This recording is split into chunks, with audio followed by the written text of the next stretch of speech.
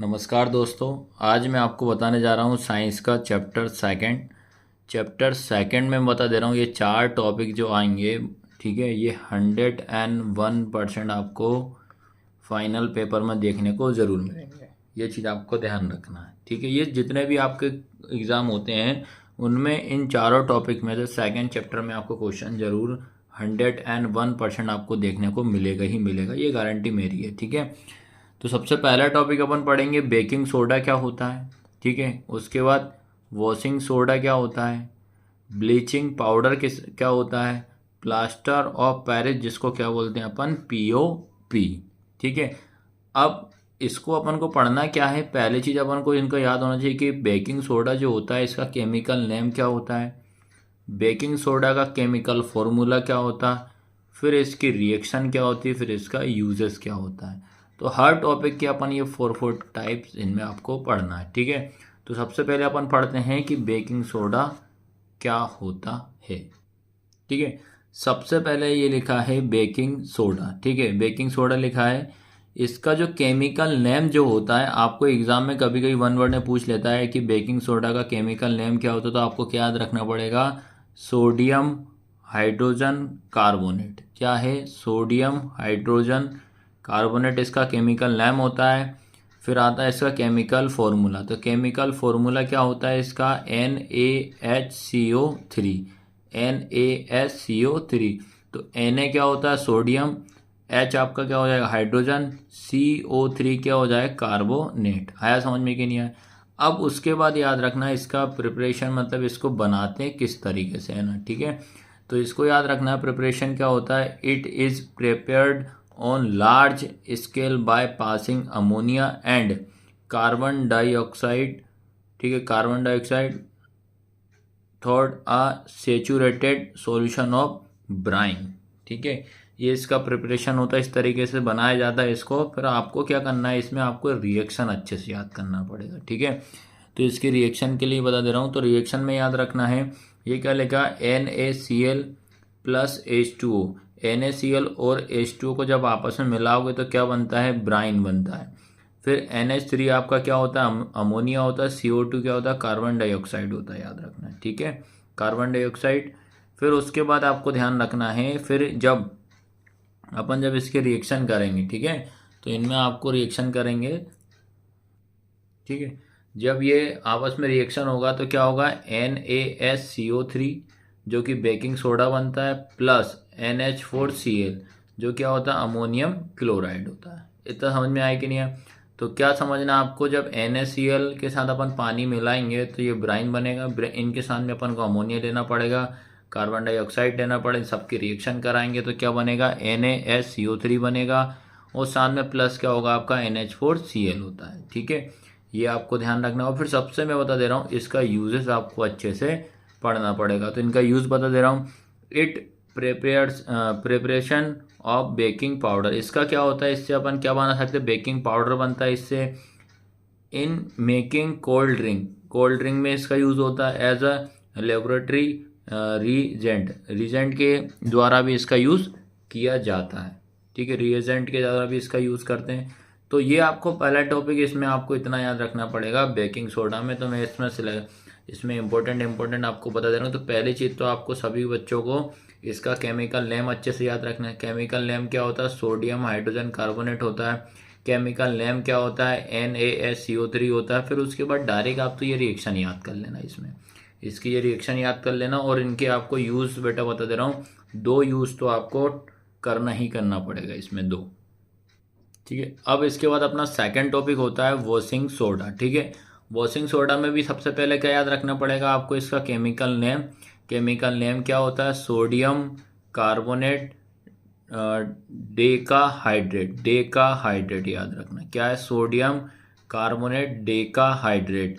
Chemical formula क्या होता है, सोडियम आपका Na2 कार्बोनेट CO3 हो जाएगा। डेका का मतलब होता है 10, डे का मतलब कितना, 10 और H2 हो जाएगा। तो इसका केमिकल नेम याद रखोगे, क्या होता है chemical name, sodium carbonate decahydrate होता है केमिकल नेम। केमिकल फॉर्मूला क्या होता है इसका, Na2CO3.10H2, ठीक है। अब बात करते हैं बेटा कि भैया ये आपका जो केमिकल फॉर्मूला है वो कैसे बना वो समझना, ठीक है। तो इसमें आपको क्या करना है कि it is prominently use in shop, इसका परमानेंटली या परमानेंटली ही बोल लो सीधा सीधा आप। तो इसका यूज़ अपन क्या करते हैं, शॉप मतलब साउन में करते हैं, फिर ग्लास एंड पेपर में इनका यूज़ करते हैं, इंडस्ट्रीज में करते हैं। It also help in the removal of permanent hardness of the water. इसका यूज़ याद रखना है, जो परमानेंट अपन क्या करते हैं, हार्डनेस, पानी में हार्डनेस ज़्यादा होगी उसको रिमूव मतलब हटाने के लिए इसका यूज़ अपन किया जाता है, ये आपको ध्यान रखना है।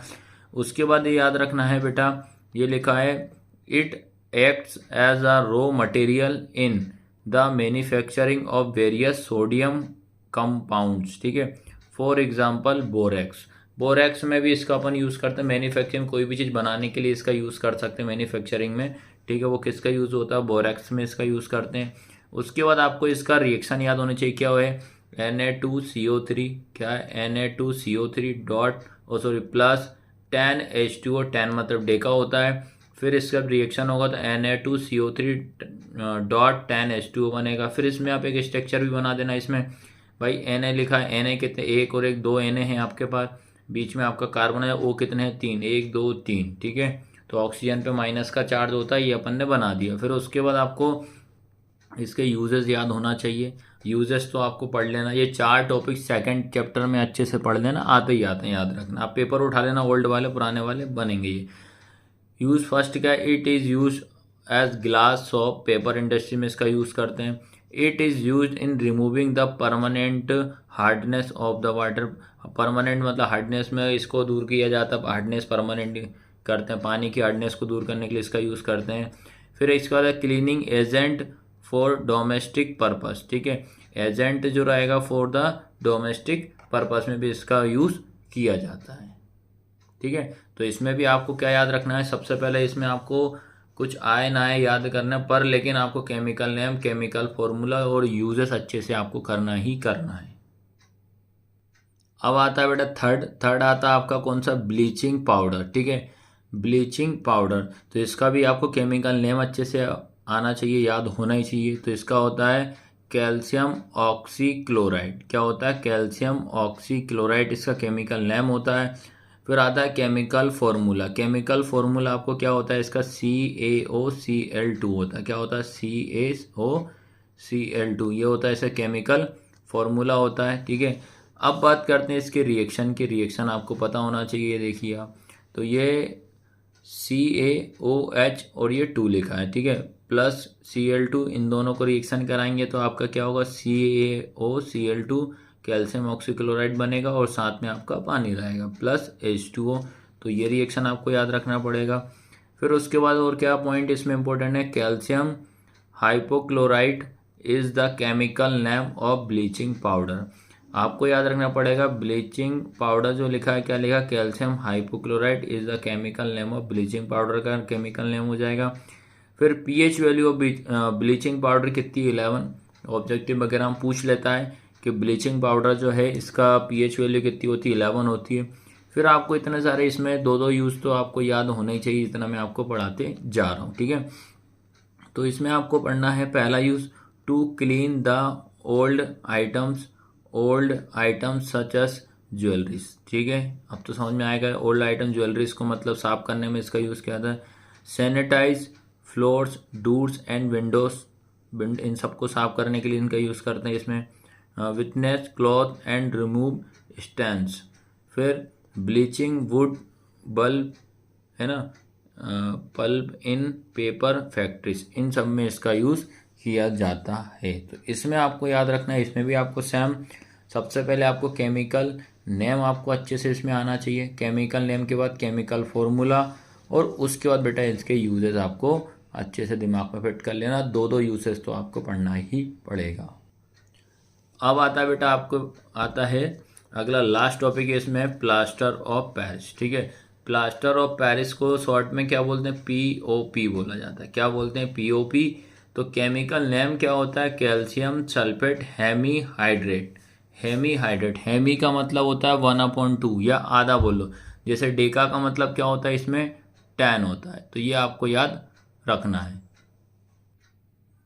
ठीक है, इतना समझ में आया कि नहीं आपको। अब बेटा ये आपको इसमें भी केमिकल नेम और केमिकल फॉर्मूला अच्छे से आपको पढ़ना ही पढ़ना है। ठीक है, तो अब इसमें याद रखना ये बनता कैसे वो समझना। The name plaster of plaster was, ठीक है, तो ये आपको क्या लिखा, plaster of Paris, plaster of plaster was given to the compound because for the first time it was made from gypsum.